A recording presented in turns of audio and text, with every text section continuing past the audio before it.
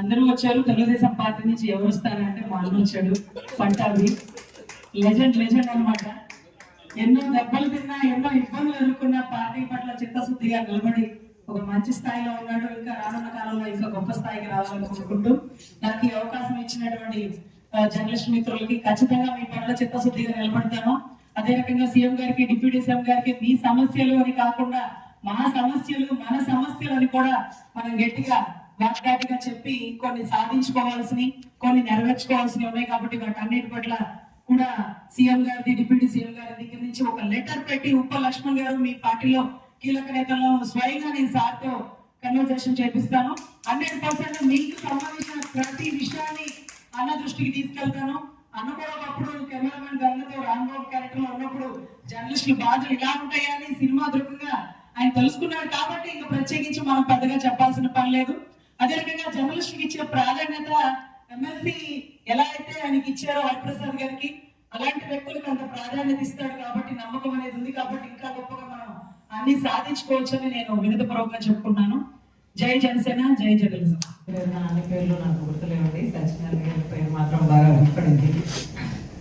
సరే, ఇక్కడ ఎంత అభిమానం అంటే ఈ జర్నలిజం ప్రొఫెషన్ అంటే మీ అందరికీ తెలుసు. తెలంగాణలో దిశ ఎన్కౌంటర్ కేసు చేసినప్పుడు అడుగున సహకరించింది, నేను బ్రతికున్నానంటే కూడా కారణమైన వ్యక్తులు జర్నలిస్టులండి. అన్ని రకాలుగా ఆ కుటుంబం మంచి వాళ్ళండి. పాపం వాళ్ళకి అసలు ఏమీ తెలియదండి, అన్యాయంగా వాళ్ళని పనిచేశారండి అన్న మాటలు ఒక రాజకీయ నాయకులు చెప్పలేదు, ఒక పోలీసు ఆఫీసర్లు చెప్పలేదు, ఒక జర్నలిస్టు సోదరులు చెప్పారు. ఎందుకంటే చాలా దగ్గరగా సమస్యలు తెలుసుకున్న వాళ్ళు, ఆ కుటుంబాల పరిస్థితి చూసిన వాళ్ళు స్వయంగా హైకోర్టులో ఒక కేసు పని మీద వెళ్ళిన నాకు చెప్పినటువంటి మాటలు.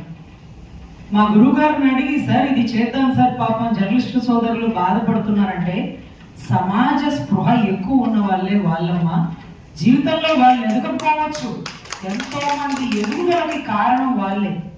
ఒక పనికి మాలోడు కూడా రాజకీయ నాయకుడు అయ్యాడంటే అతని గురించి గొప్పగా రాసి, అతను చేసిన పనులు, తన కుటుంబ పరిస్థితి రాసి అతని గురించి జనాలకు చెప్పిన వ్యక్తులు ఈ జర్నలిస్టులు. అంటే నిచ్చెన లాంటి వారు. కూడా గతానికి ఇప్పుడు తెలుసుకుంటూ చెప్పుకోలేము. చాలా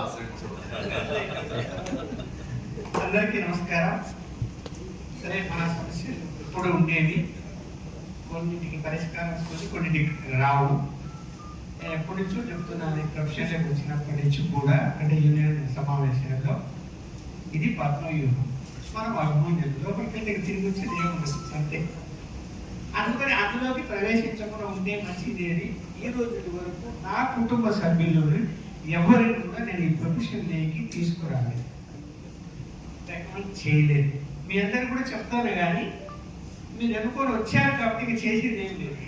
నేను కూడా ఇది వదిలిపెట్టి వేరే దాంట్లోకి వెళ్ళలేదు కాబట్టి అదే అందుకని ఎగ్జాంపుల్ చెప్పాను అన్నమాట. అందుకని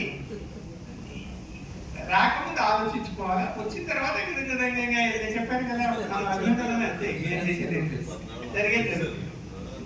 జరిగిపోతుంది అంతే. అయితే ఏంటంటే ఇక్కడ మనము గత ప్రభుత్వం